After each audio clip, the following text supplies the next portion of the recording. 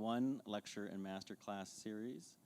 We're fortunate enough today to have Cynthia Huntington, a well-respected and renowned poet, here to talk to us and read to us about poetry and her work in social justice. Thanks so much.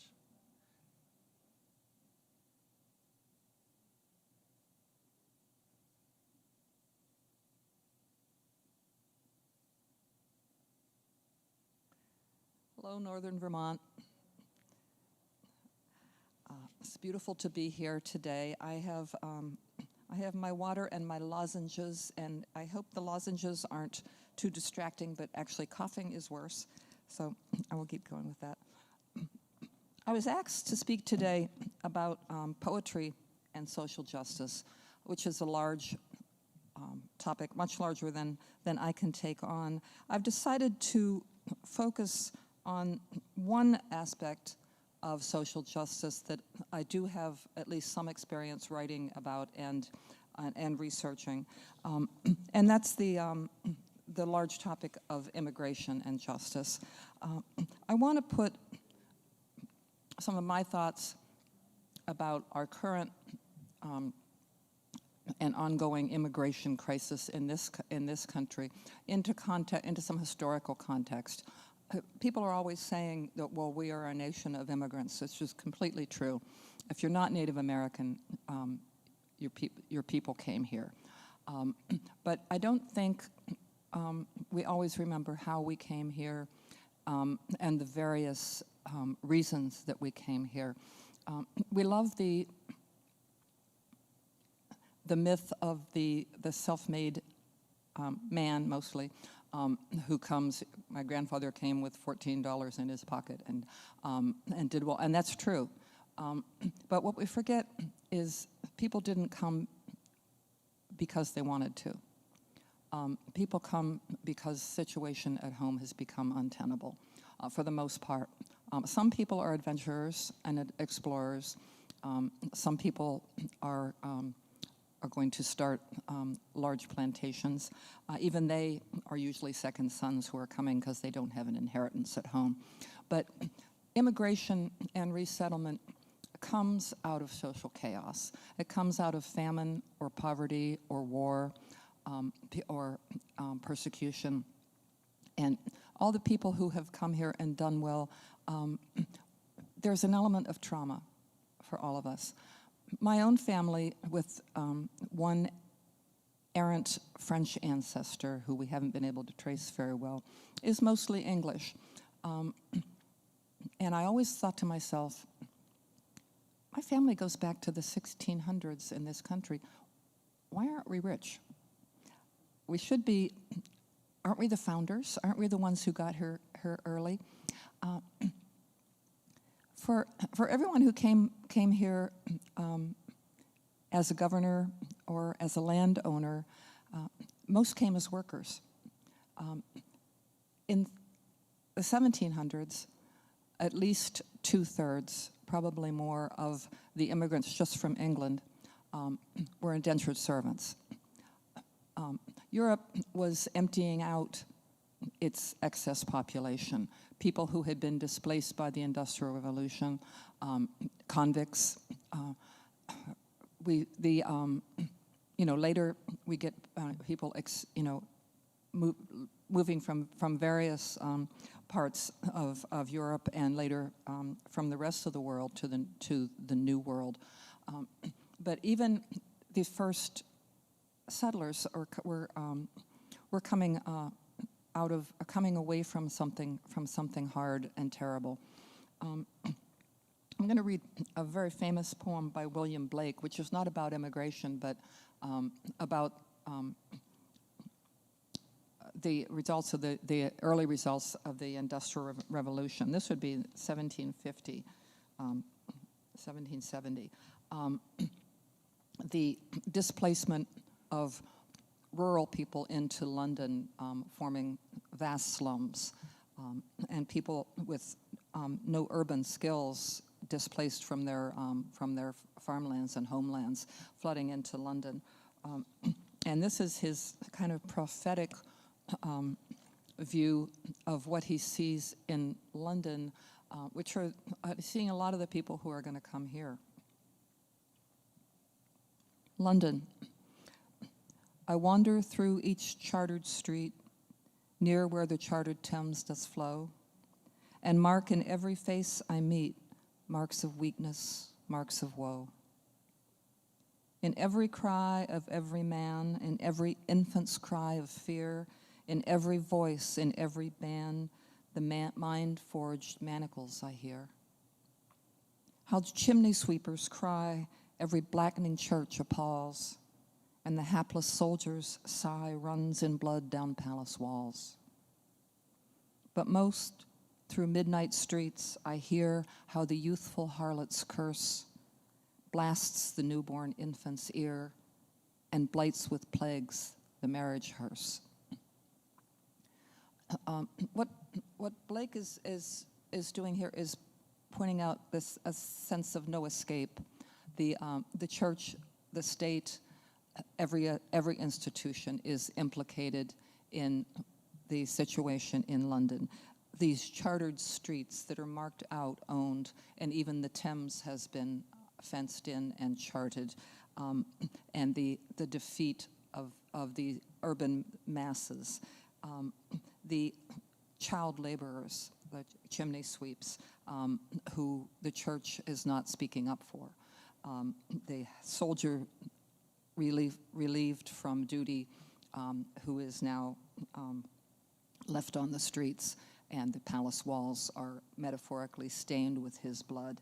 But most, through midnight streets, I hear how the youthful harlot's curse blasts the newborn infant's ear. So many women forced into prostitution, and the middle and upper class mores of feminine virginity leading to prostitution being very much availed of by men of all classes. These women who are young harlot, maybe girls, they're are giving birth to children who are coming into nothing, but they're also spreading venereal disease. I mean, that's what he's really saying at the end. It's there is no cure in the 1700s for syphilis, and it's spread to the upper class family, the woman who marries the man who has visited these youthful harlots is going to be exposed to that disease. He's using that as a trope for how the sufferings we inflict and allow infect everything, infect even what we try to keep pure. So the marriage carriage becomes the marriage hearse, in which people go to die.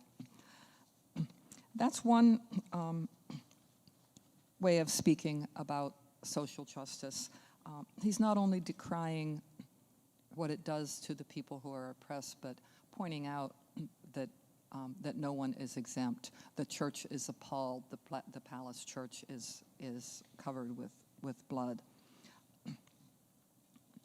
These characters in this poem are many of our precursors who came to this country. If you came early, if you came from England, we all came from different places. I've traced where I came from because that's what I can speak to and write about. I have a couple of interesting side notes on immigration. Even way back, it wasn't all from England, of course. And Benjamin Franklin had something to say about the condition in Pennsylvania in 1751. These things seem funny to us now because we have the waves of immigrants that have been absorbed no longer feel like foreigners. But the idea that this country hasn't even come into being in 1751. He's still talking about the colony of Pennsylvania. That already as an English colonist, he is feeling protective that culture and not wanting other foreigners to come in. In this case, it's the Germans. Why should Pennsylvania, founded by the English, become a colony of aliens who will shortly be so numerous as to Germanize us instead of our Anglifying them, and will never adopt our language or customs any more than they can acquire our complexion? I find it very funny now that we thought of the Germans as swarthy. Perhaps they were ruddy, perhaps they worked in the fields, I don't know. They were very good farmers, the Germans that came to eastern Pennsylvania and a lot of them are still, became the Pennsylvania Dutch, who are not Dutch but German. The idea, this has been around forever and ever, that these rude English colonists who are already just haven't even built a nation yet are already so appalled by the idea that these Germans are coming. He says further, those who come hither, this should sound very familiar to you from the discourse we've heard about other groups. Those who come hither are generally of the most ignorant, stupid sort of their own nation. And as ignorance is often attended with credulity when knowing would mislead it, and with suspicion when honesty would set it right. I hear an echo of they're not sending their best. Those who come hither are generally the most ignorant, stupid sort of their own nation. So it's not all Germans that are bad, but we're not getting the good ones. They're not sending their best.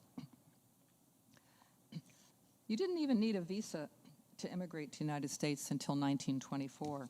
A lot of us say, well, we came as immigrants, but we did it the right way. There were a lot of right ways. People got here through a lot of different channels. Just to put Benjamin and Franklin in context before I'm going to go on to read some poems about this subject. Tacitus, writing as a Roman historian, had this to say about the English, who were not English at that point, but Britons. Who the first inhabitants of Britain were, whether natives or immigrants, remains obscure. One must remember we are dealing with barbarians.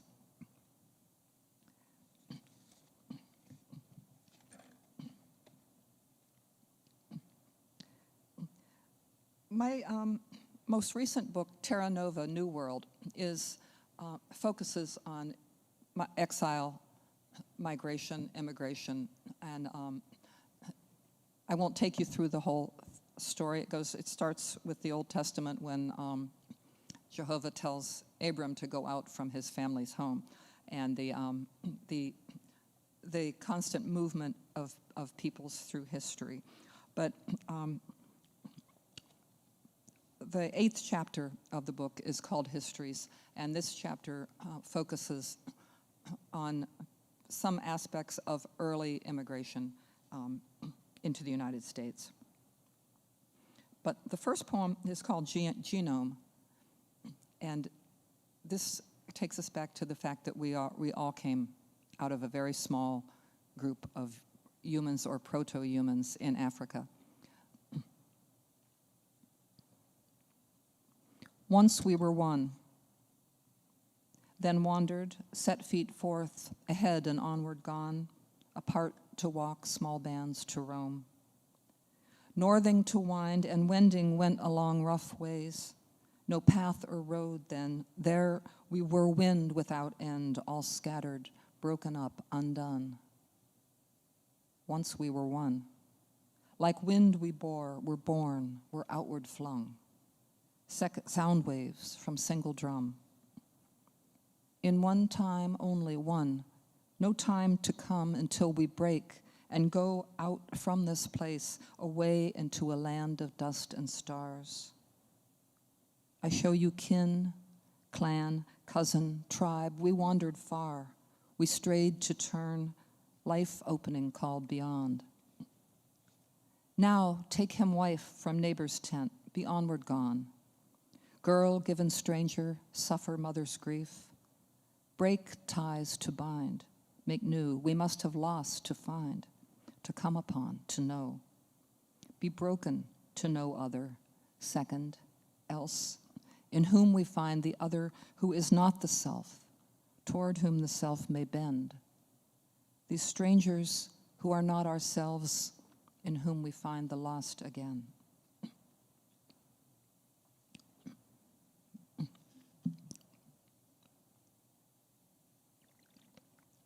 Well, sometimes we roamed, and sometimes we invaded.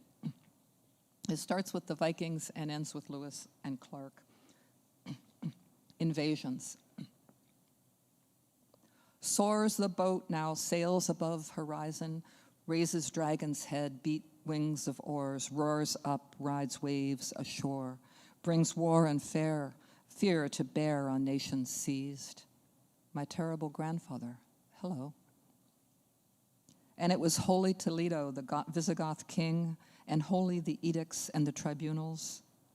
We removed the old ones to make way for new, all driven, arriving, driving on.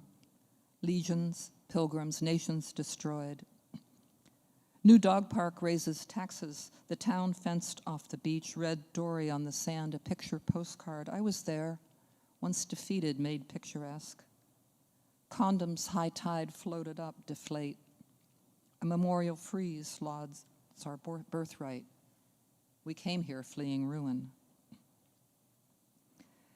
I forget my pills, the cat's pills I always remember. Status this morning dire, lightning tremor in the nerves, gunfire in the hills exploding. A bowl of apples, queue of green tomatoes on the windowsill turning their flanks to the sun. Such quiet in the garden. We go into the woods with our captive, Sacagawea, a slave, in fact, not reconciled. This morning, the dead speaking under the earth, underword of underworld, the absolute isness and terror of their being. O terrible forebears, the cost of exile is exile. What is and what is not. What is always the death inside me that sings in my ear, that shadows my dance barefoot on the grisly rug by the fire in the great lodge winter nights. When the voice, some things in these sections refer to other places in the poem, but the greeting of my terrible grandfather is picked up in some other poems here with the fact that if we are begotten by rape and conquest, we are part that as much as we are part the victim of that. If the Vikings raped my great-great-great-great-grandmother, I am the victim of that, but I am also the child of the Viking. It's a paradox that we have a hard time coming to terms with as we look at our lineages. Barbarian Girl moves into an image that from Appalachia. It's not a specific Walker Evans image, but it's evoked by that, his images of the Great Depression. Barbarian Girl. I stood barefoot in a torn dress by a tar paper shack in a starving coal town. I was never any stranger's story. I stared straight into the camera. I was once a barbarian among the stones of England. 800 years of tribal war before history was written here, when stones were raised on the backs of slaves and people burned for sacrifice. How our warrior armies scared the Romans, who were no green troops fighting their way north for years. I remembered a river whose banks had never known a city. Nettles and ferns, ramps and berries, netting the small rabbits, a barb to spear the glancing fish. On the island, the sun falls off the edge of the world. I carried seaweed up to a little garden. Later, Vikings landed on shore, killing many villagers and burning their huts. One of these invaders became my great-great-grandfather. So I came to live. Later, the plague-dead piled in heaps. A remnant survive, a remnant, and then a remnant of the remnant, and still we live. I stood in the doorway. See how my feet were bruised and twisted, how thin my arms crossed on my chest. Some brothers and sisters behind me peering out, vacant faces of hunger. The shutter clicked once. In this picture, everything I am is held. The world is whole beyond my gaze. The 1,000 years to come do not exist.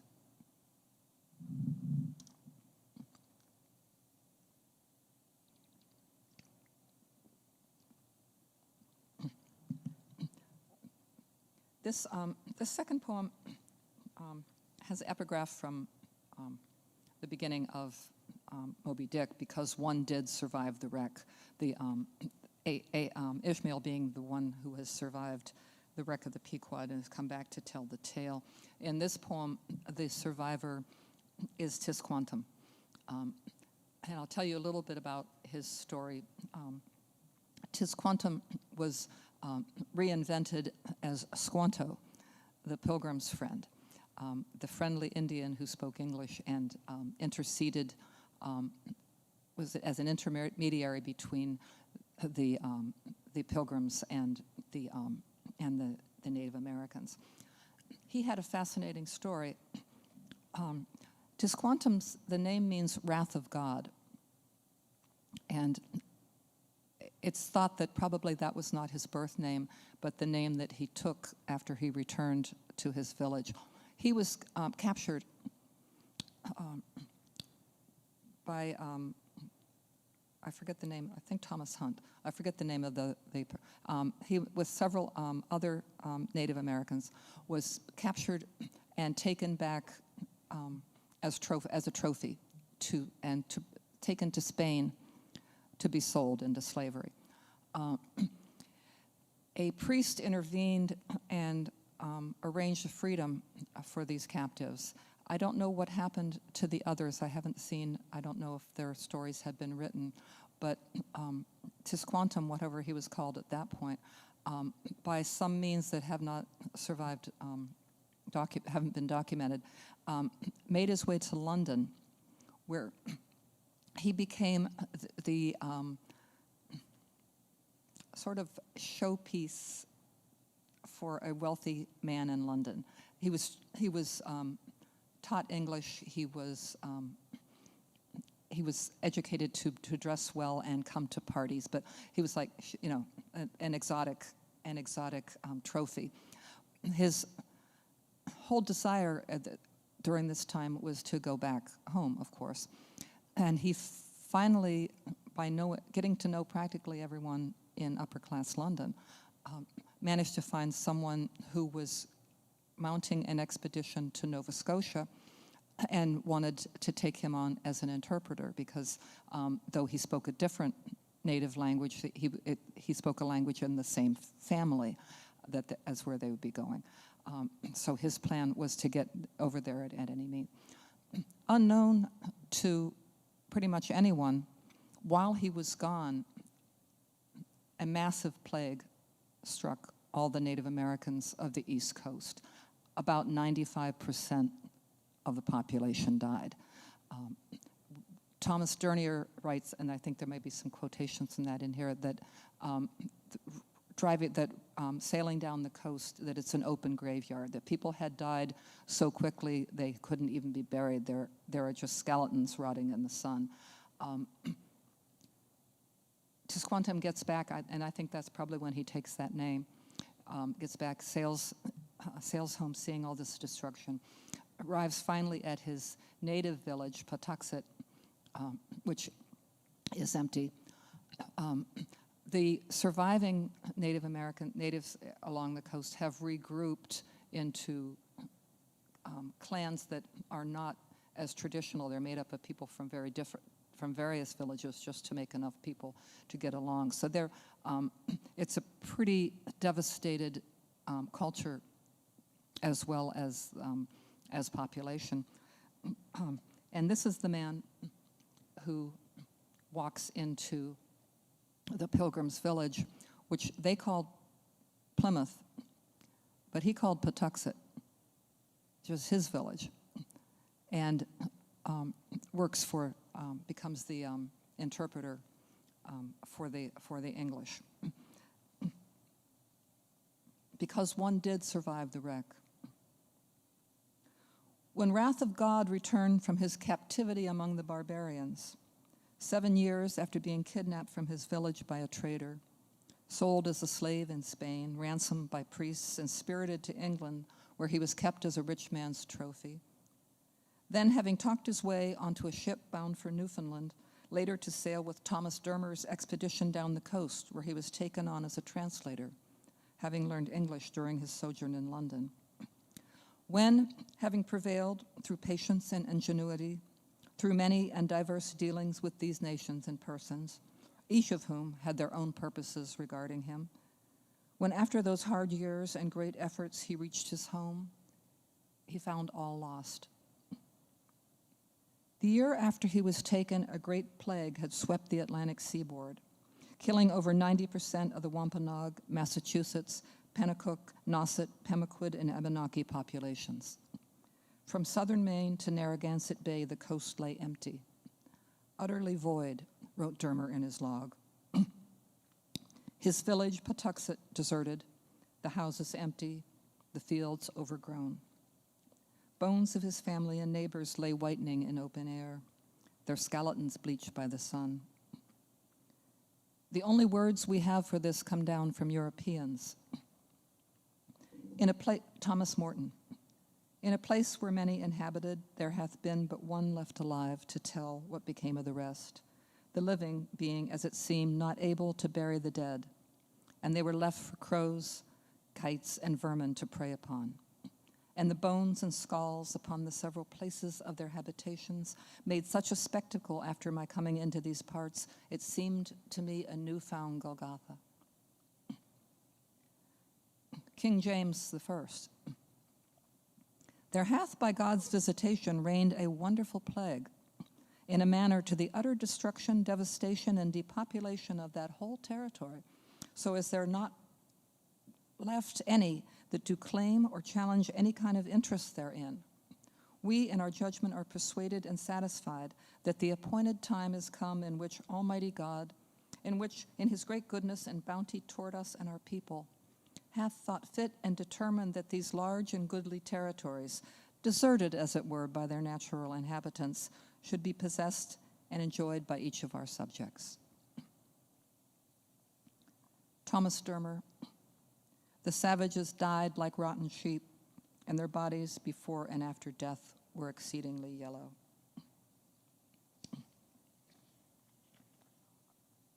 How doth the city sit solitary that was full of people? Lamentations.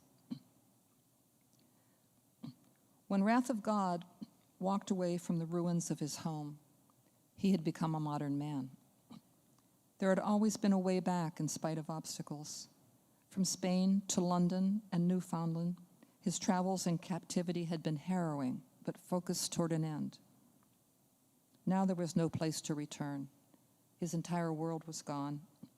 He stood without context, without a useful past, in a kind of permanent exile, neither outside nor inside, in limbo, without definition. It was a modern man who a year later strode into Plymouth, the English settlement built over the bones of his old home, and addressed the settlers in good English, learned in the best of London society, to announce his name, Tis Quantum, meaning wrath of God, a name perhaps chosen in this second incarnation. The Pilgrims would shorten this to Squanto. As the go-between between the Pilgrims and the surviving Wampanoag, he would negotiate treaties and translate trade agreements. The Pilgrims valued him as a guide and advisor. He existed for them in terms of their own world, a useful neighbor. And he intrigued on both sides, demanding kickbacks from the Indians who wanted to trade with the newcomers and conspiring to plant suspicion among all parties. Massasoit called him a man without a center. Massasoit, a pre-modern man, noble in the ancient way, grieved but not confused by events, did not trust him.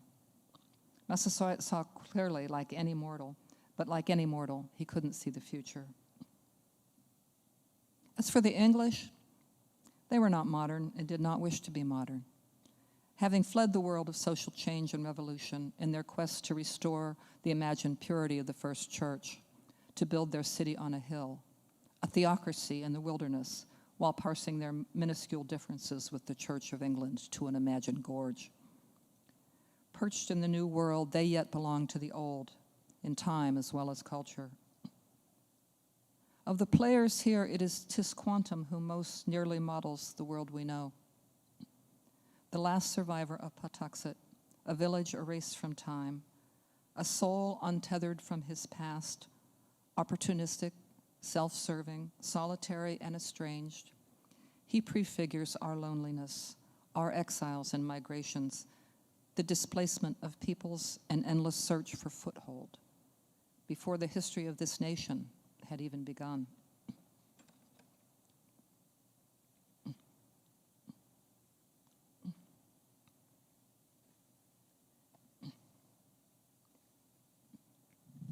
I'm going to move ahead in time. This section is called Famine Ships, and that was one name. They were also called coffin ships for the ships that brought over millions of Irish immigrants during the potato famine. The potato famine was caused by English colonialism in Ireland, very clearly. It goes on to other exiles, but it starts with the famine ships, which also not only brought starving people, but also tended to carry typhus. Weakened, hungry people crammed together for a long time in close quarters will spread whatever disease might come their way. They came on ships, each of them, everyone who was not born here. For centuries, they, that is we, came here on ships. The ocean between worlds, empty for thousands of miles. So many across the gray, wild ocean, this Atlantic. Slave ships, convict ships, famine ships, steamers and sailing ships, barks and brigs, liners and whalers, and the great number below decks, listed, laborer, spinster, peasant, wife, listed, healthy adult male, came with bundles, pots, and tools of trade, convicts, indentured servants, masters and captains amassing fortunes in transport. And the masters, too, had come on ships.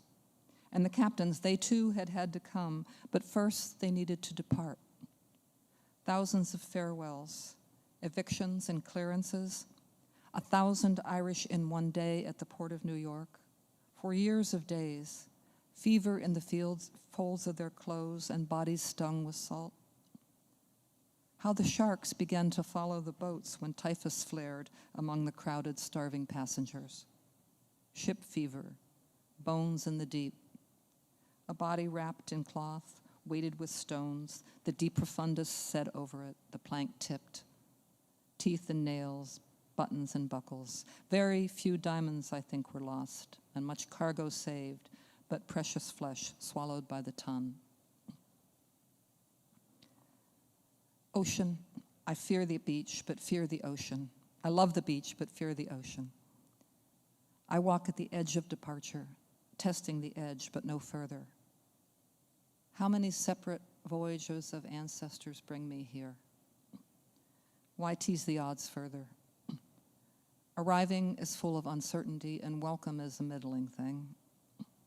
What you have carried will not carry you. You will not avail. You begin again. Arriving tests courage, but leaving scours the heart. Every arrival begins in refusal. In Ireland, they would hold a wake for the one departing. I will never look on your face again, the mother said, weeping farewell. until there were too many dead, and too many had sailed, and the heart could bear no more. Ocean, ocean, I call you by name, and I hear your voice of waves. Ocean, ocean, liquid sound, the bleak mystery of moving over water, no way back. You are far out, that is to say, nowhere. You are forgotten. No one can reach you there. Where you have gone, where you are going. Ocean, convey us, bring us over.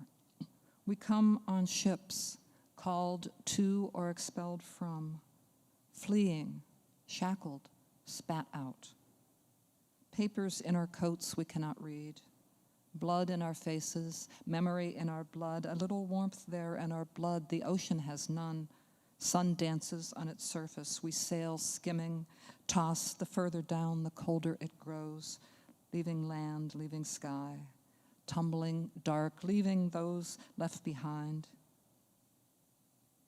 Each of us stepped out, stepped onto a boat, stepped down the sharp, curving stair pressed from behind, clutching our bundles and our babes, and each of us stepped out into light, arrived here, though here was only a where to us then.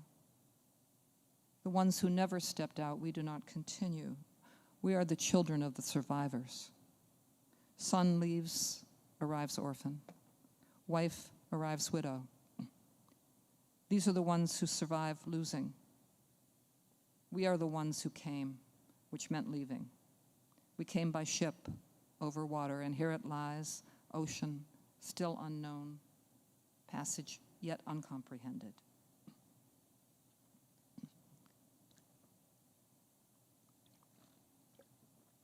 From the opposite point of view, the people who are already here, looking at the boats coming, a Dr. Anderson, he's not identified beyond that, wrote in Harper's Weekly in 1858, while the angel of death rides on the fumes of the iron scow, and infected airs are wafted to our shores from the anchorage, we shall have no security against these annual visitations of pestilence. That would be the boats.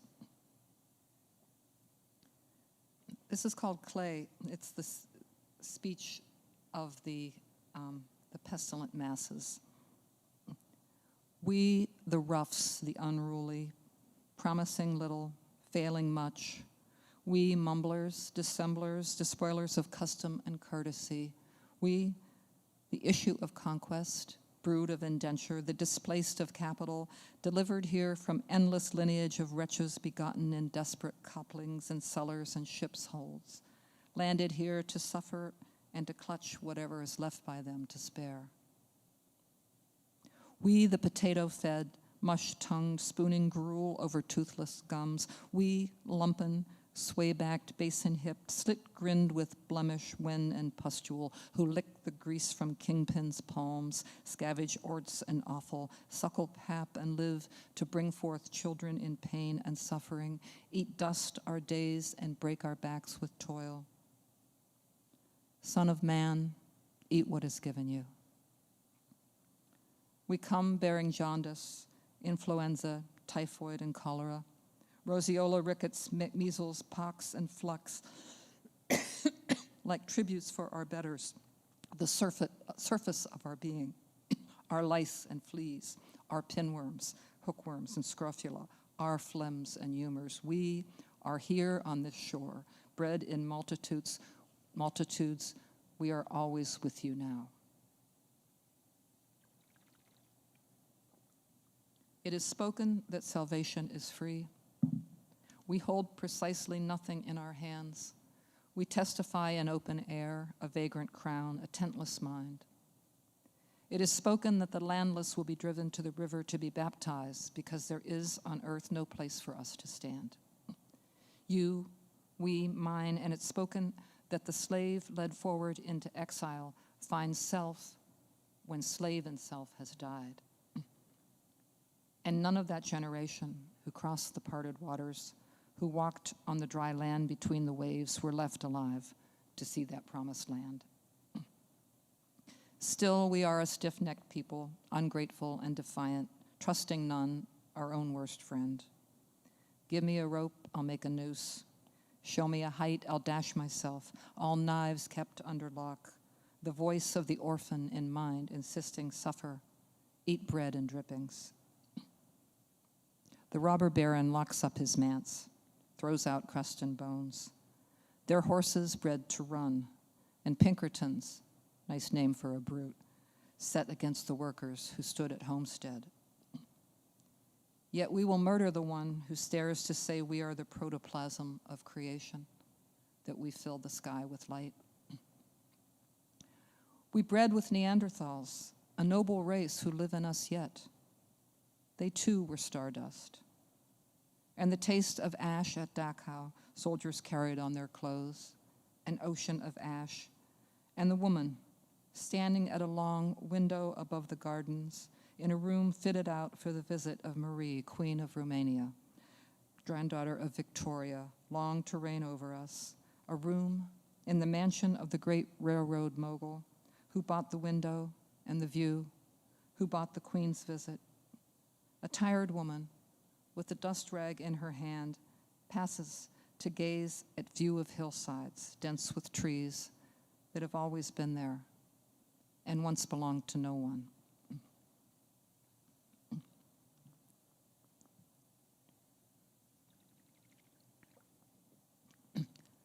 I'm counting on my listeners' ability to make the connections to present-day immigrants and would-be immigrants without me having to trace it too strongly.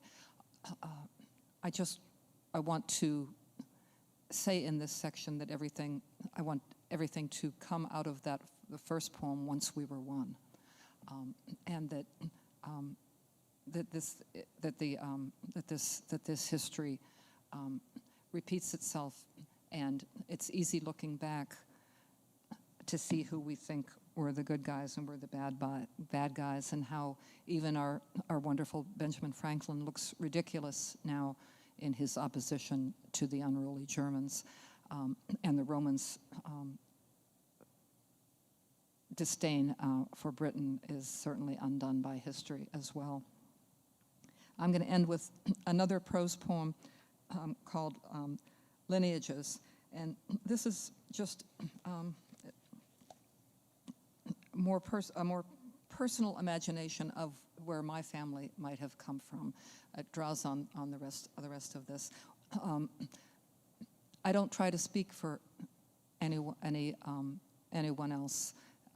When I decided to trace lineage and to talk about immigration, it seemed to me that my authority, such as it is, lies in what I can trace of my own history. And I think any of us who trace our own history will find that it takes us into every history. It's just a different route to get there. The beginning line in this poem was my mother's occasional fantasy that our family had some connection to one of the royal families of England. It was certainly never documented. I do think it was a fantasy, but a lot of us have that. So I tried to imagine what that descent from royalty might look like, given who we are and how we ended up, and what I know of how we got here. Descended from royalty, my mother would say, reinventing family history over gin and seconal. I wouldn't brag if it were me. Some poor scullery maid straight from the workhouse, got with child by a randy young nephew of some duke or lord. Surprised her behind the cinders when he pulled up her skirt to see what was what. When her belly swelled, she sent packing from the great house. How low can you fall from second scullery maid? Her child born in squalor, the precious jewel, the gene, useless without the name. It all comes down from the father. Dirty she was, grimed with soot and grease and weeks-old sweat. But so was he, all the English happily unwashed, a great democracy of lice. The smell of them would disgust the clean and handsome Indians who could barely stand to have them in their houses, not to mention their faces full of hair. Perhaps he, the forebear, the lordling, younger son of a younger son, grew up to sail for the colonies, to some island or plantation granted by the king, where to recreate feudal splendor and comfort, serfs are needed. For serf reads slave, and there to prosper, freely bestowing his seed on native women, African slaves, and white servants alike, all who kept his fields and horses, his house and barns, and laid his table and scrubbed his floors and made him rich. If there is noble lineage on this shore, it is because the owners are fathers of all they covet. The top ape procreates. How we are mingled in blood of hierarchy. And dominion is domain, the land owned before it was claimed. She arrived indentured 7 years, her child to be raised in service. Did she sign or was she taken? Spirits prowled the London slums to lure and sometimes kidnap hapless or desperate poor, offering food and drink and promise of easy work.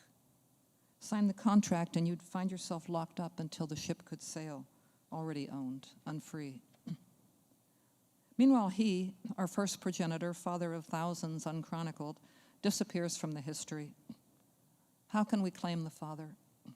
He must own us or we are not. The father gives himself whether he stays or goes, but the birthright is reserved. If our fathers were conquerors, our mothers were slaves. Rape splinters the past, and yet nations are born. La Malinche, traitor, mistress of Cortez, mother of a new people, womb and breast a tortured lullaby. Marina, Rona, Chingada, for us given, her ruin. 500 years. In war, rape is a crime against the fathers. How can we claim the usurper in us, a nation with two hearts? This cannot be unwound. A foundling cannot become a prince, but may be king through conquest, may rise and forget his original state, forbid it to be spoken of, and live to bestow title on his son, while the blood of lost ancestors cries to him, my child. A man might believe he is his days and call the nights another world and long for a life of trumpets, forgetting his flesh, forgetting the beast that is holy in him, the creature with a spirit to redeem him. Finding ends searching. Follow the creases in the map instead of the roads. You don't know where you're going anyway. The son of a conqueror may be a prince, may live to be king, or he may be a foundling, sent on a ship to serve empire, abandoned on the hills with his heels pierced, or cast into desert exile. Ishmael, the firstborn, owned Abraham's blessing, his favorite, Sarah's bane. But Isaac was tricked, and Jacob stole his brother's birthright. The women of patriarchy all vying for their children's claims, the father's blessing. What does the mother have to give but life? A daughter may be sold for sheep, may go with the stranger and never see her home. 18 indentured servants sailed on the Mayflower, 4 of them children. Good Quaker whalers refitted their ships for the slave trade and funded that brutal passage. The president's son in the slave quarters, learning to make nails. That would be Thomas Jefferson's son, who looked exactly like him, because he was preferred as the master's son, was given a trade and taught to make nails, but not freed until Jefferson's death. I realize I'm talking about immigration, and in talking about immigration, I'm talking about class and social justice and patriarchy. You can't separate these strands, but when you pull on one part of the story, you find that the rest of the story comes with it. You pull on your own lineage, and the story widens back through history and into prehistory. You pull on the unknown parts of your story, and you see that things were determined by class, by power, by war, and perhaps the only lesson I take from that is not to separate myself from that. As a poet coming back from my desk and from writing poetry to the news, to my duties as a citizen, the only thing I could take from that is we have not left it behind, and if we're on a different side now than we were on before, we have not always been there, and we will not always be there. It's a bit of a moral to take away, but I'm going to lighten the last 5 minutes here with something absolutely terrible, because poetry is not only useful for social justice.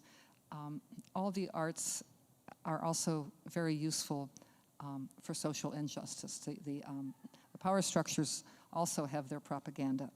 And we have a unbelievable piece of propaganda by Rudyard Kipling, who shouldn't surprise you. He was quite a racist. This was his hymn to U.S. imperialism. He was trying to urge the U.S. to take up the burden of empire that Europe had left drop, particularly after we had gone into the Philippines. So this is an example of social justice in poetry, in my humble opinion, gone terribly wrong, but has survived. He refers to the Filipinos who he would have become colonists as captives and as sullen people, as impatient. Basically, his call for imperialism is not that we, the imperial powers, would make a lot of money, which is really the argument for it, but that it's our duty to raise these people up. The white man's burden, and it's only, of course, the white man who is suitable for this job. Take up the white man's burden. Send forth the best ye breed. Go send your sons to exile to serve your captives' need, to wait in heavy harness on fluttered folk and wild, your new-caught sullen peoples, half devil and half child. Take up the white man's burden, in patience to abide, to veil the threat of terror and check the show of pride, by open speech and simple, 100 times make plain, to seek another's profit and work another's gain. Take up the white man's burden and reap his old reward, the blame of those ye better, the hate of those ye guard, the cry of hosts ye humor, slowly to the light. Why brought ye us from bondage, our loved Egyptian night? Take up the white man's burden, have done with childish days, the lightly proffered laurel, the easy ungrudged praise.